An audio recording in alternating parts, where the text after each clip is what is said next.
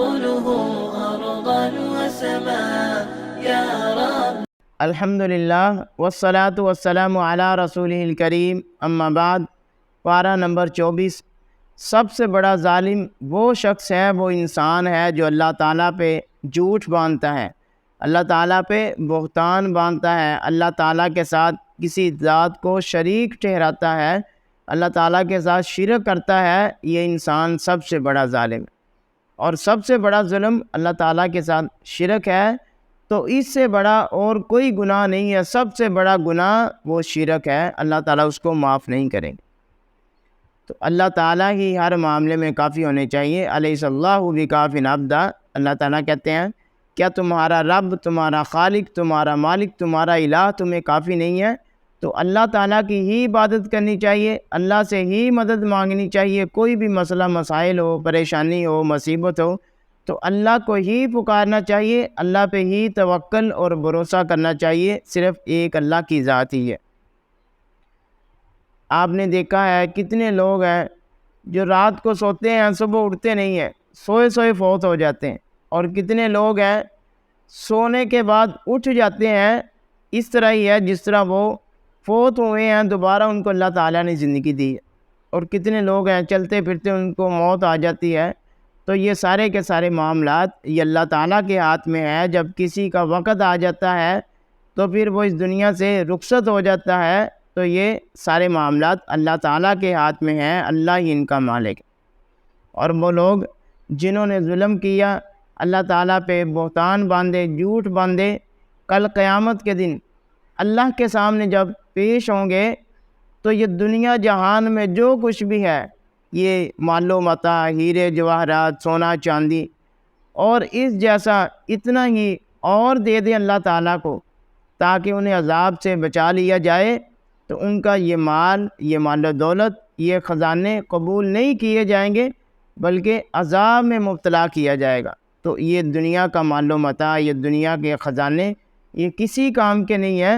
تو اس دنیا کے مال و متاع کو حیثیت نہیں دینی چاہیے، یہ دنیا کی کوئی حیثیت نہیں۔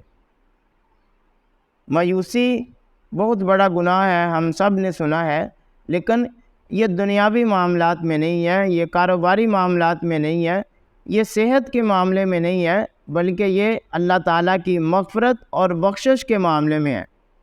قُلْ يَا عِبَادِيَ الَّذِينَ أَسْرَفُوا عَلَىٰ أَنفُسِهِمْ لَا تَقْنَطُوا مِن رَحْمَةِ اللَّهِ إِنَّ اللَّهَ يَغْفِرُ الذُّنُوبَ جَمِيعًا۔ تو یہ ذکر ہوا ہے جو بندہ بڑے بڑے گناہ کرنے کے بعد اللہ سے معافی مانگتا ہے، اللہ کے سامنے جھک جاتا ہے، تو اللہ تعالیٰ اس کے تمام گناہوں کو معاف کر دیتے ہیں۔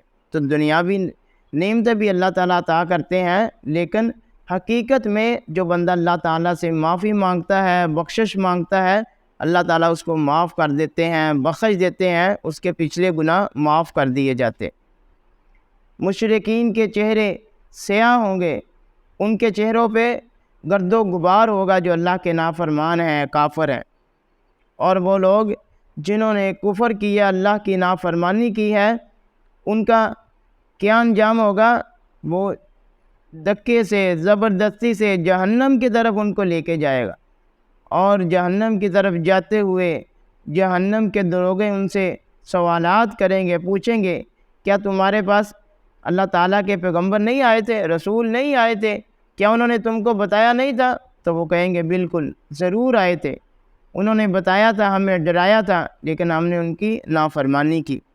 اور وہ لوگ جو اللہ تعالیٰ کے مقرب بندے ہیں، پسندیدہ بندے ہیں، ان کو جنت کی طرف لے کے جایا جائے گا، اور ان کے لیے جنت کے دروازے کھول دیے جائیں گے، جنت میں ان کا استقبال ہوگا، ان پہ سلامتی بھیجی جائے گی، اور جنتی ان کو کہیں گے سلام سلام سلام ہو تم پر۔ تو یہ جنتی لوگوں کا معاملہ ہے۔ اور اللہ تعالیٰ کے عرش کے ارد گرد فرشتے جمع ہوں گے، صفوں کی صورت میں کھڑے ہوں گے، اور فرشتوں نے اللہ تعالیٰ کے عرش کو پکڑا ہوگا، اور اللہ تعالیٰ کی تسبیح بیان کر رہے ہوں گے، حمد و ثنا بیان کر رہے ہوں گے، اللہ تعالیٰ کی تعریفات کر رہے ہوں گے۔ سورۃ مومن، اللہ تعالیٰ نے کافروں کا تذکرہ کیا ہے۔ کافر اللہ تعالیٰ کی آیات میں جب بھی نازل ہوتی ہے، اترتی ہے، تو اس کے بارے میں جھگڑا کرنے لگ جاتے ہیں، لیکن جو ایمان والے ہیں وہ جھگڑا نہیں کرتے، وہ جیسی بھی آیات ہو وہ سمعنا و اطعنا کہتے ہیں۔ سورۃ البقرہ میں آیت نازل ہوئی کہ تم جو بھی سوچتے ہو، جو بھی تمہارے دل میں خیالات آتے ہیں تو تمہیں ان کے بارے میں پوچھا جائے گا۔ تو صحابہ کرام پریشان ہو گئے، انہوں نے اللہ کے نبی کس سے کہا، اللہ کے نبی دل تو ہمارے ہاتھ میں نہیں ہے۔ تو اللہ کے نبی اللہ تعالیٰ نے آسمان سے آیتیں اتار دی، قالوا سمعنا و اطعنا، اور اس کے بعد پھر آیتیں اتاری لا یکلف اللہ نفسا الا وسعها، کہ تمہارے معاملات صرف انہی کے بارے میں پوچھا جائے گا جو تمہارے استطاعت میں ہے۔ تو جو بھی آیت قرآن مجید کی مسئلہ احادیث ہو، سمعنا و اطعنا کہنا چاہیے، اس پہ عمل کرنا چاہیے۔ اور آج قیامت کے دن ہر انسان کو اس کا بدلہ ملے گا، جس نے اچھے اعمال کیے اچھا بدلہ، جس نے برے اعمال کیے برا بدلہ۔ تو قیامت پہ یقین رکھنا چاہیے اور قیامت کے لیے تیاری کرتے رہنا چاہیے۔ پچھلی قوموں کے واقعات ہیں، حضرت موسیٰ علیہ السلام جب ان کی قوم کی طرف بھیجا گیا تو ایک آدمی آیا، اس نے کہا اتقتلون رجلا ان یقول ربی اللہ، کیا تم اللہ کے پیغمبر کو، رسول کو اس لیے قتل کرتے ہو کہ وہ کہتا ہے ایک اللہ کی عبادت کرو، اللہ کے علاوہ کسی اور کی عبادت نہ کرو؟ تو کافروں کا شروع دن سے ہی یہی وتیرہ ہے۔ اور جب جہنم میں اللہ تعالیٰ لوگوں کو گرائیں گے تو کمزور لوگ اپنے بڑوں کے بارے میں کہیں گے اب تم ہماری مدد کرو، دنیا میں ہم تمہاری اتباع کرتے تھے، تمہاری پیروی کرتے تھے، تمہاری باتیں مانتے تھے، تو اب ہماری کوئی مدد کرو۔ تو وہ بڑے لوگ کیا کہیں گے؟ وہ کہیں گے ہم بھی ادھر ہی ہیں، ہم بھی تمہارے ساتھ ہیں، ہم خود جہنم میں ہیں، ہم تمہاری مدد نہیں کر سکتے۔ تو اس لیے اپنی خود تیاری کرنی چاہیے، دیکھنا چاہیے جو میں عمل کر رہا ہوں قرآن اور حدیث میں موجود ہے۔ دعا کا حکم ہے، تو اللہ تعالیٰ کے نیک بندے جو ہے وہ اللہ تعالیٰ سے ہمیشہ دعا کرتے ہیں، استغفار کرتے ہیں، اللہ کو پکارتے ہیں۔ تو دعا ایک بہت بڑی عبادت ہے، دعا مخ العبادہ، تو اللہ تعالیٰ سے دعا کرتے رہنا چاہیے۔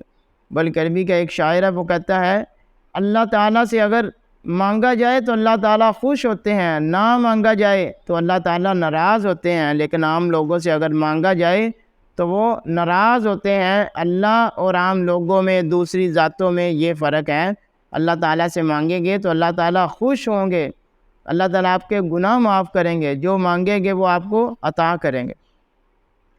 اللہ کے نبی صلی اللہ علیہ وسلم نے فرمایا مجھے صرف یہ حکم دیا گیا ہے میں ایک اللہ کی عبادت کروں، بس اللہ کے علاوہ کسی اور کی عبادت نہ کروں۔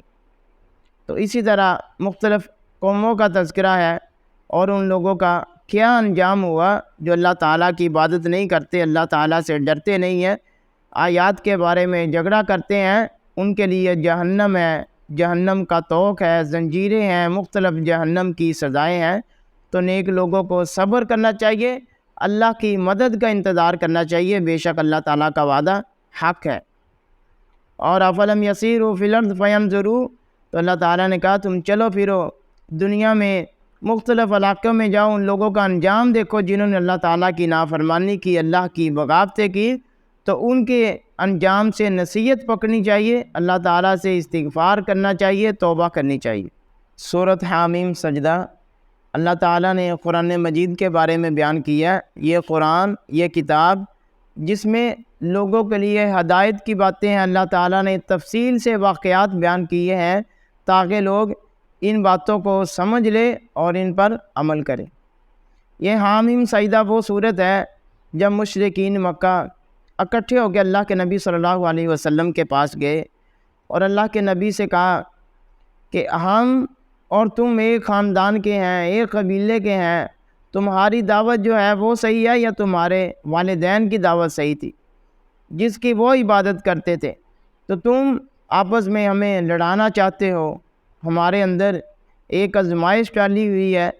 تو مختصر نبی صلی اللہ علیہ وسلم نے پھر یہ آیتیں ان پہ تلاوت کی حامیم سجدہ کی، قُلْ إِنَّمَا أَنَا بَشَرٌ مِثْلُكُمْ يُوحَىٰ إِلَيَّ قُلْ أَئِنَّكُمْ لَتَكْفُرُونَ بِالَّذِي خَلَقَ الْأَرْضَ فِي يَوْمَيْنِ۔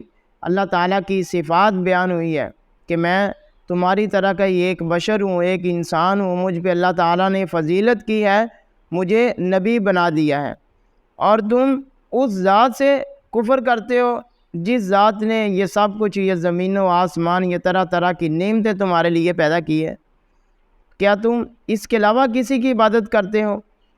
فَإِنْ أَعْرَضُوا فَقُلْ أَنذَرْتُكُمْ، اگر تم اس سے اعراض کرو، منہ پھیرو اس قرآن سے، اس کتاب سے، اس کی بات نہ مانو، تو پھر میں تمہیں ڈراتا ہوں تم پر عذاب آئے، جس طرح قوم سمود پہ، قوم عاد پہ، پرانی قوموں پہ عذاب آیا جو قومیں گزر چکی ہیں۔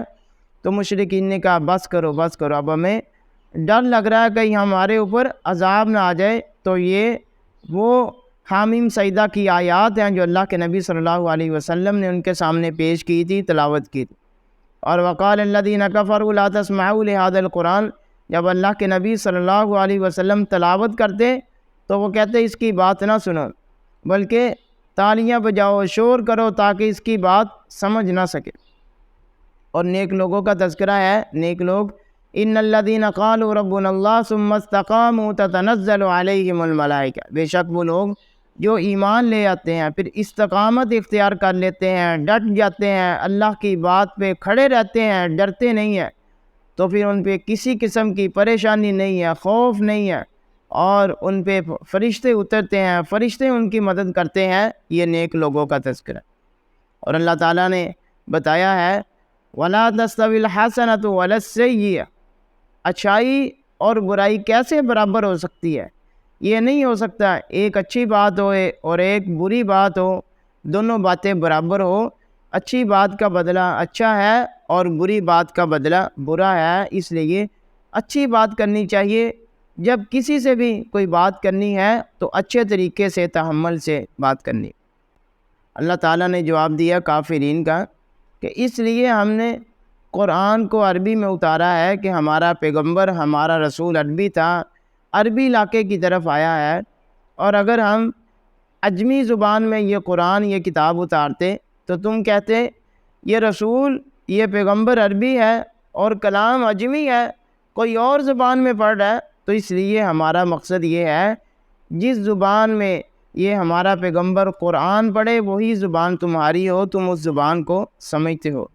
من عمل صالحا فلنفسہ ومن اساء فعلیہا، تو جو بندہ اچھے اعمال کرے گا اس کے لیے اچھا بدلہ ہے، اور جو برے اعمال کرے گا اس کے لیے برا بدلہ ہے۔ اس لیے پریشان ہونے کی ضرورت نہیں ہے، اگر ہم اچھے اعمال کریں گے ہمیں اچھا بدلہ ملے گا، اور اگر کوئی برے اعمال کرتا ہے تو ہمارے لیے کیا پریشانی کی باعث ہے، اسے بتا دینا، سمجھا دینا کافی ہے، اس کا گناہ اسی کو ملے گا۔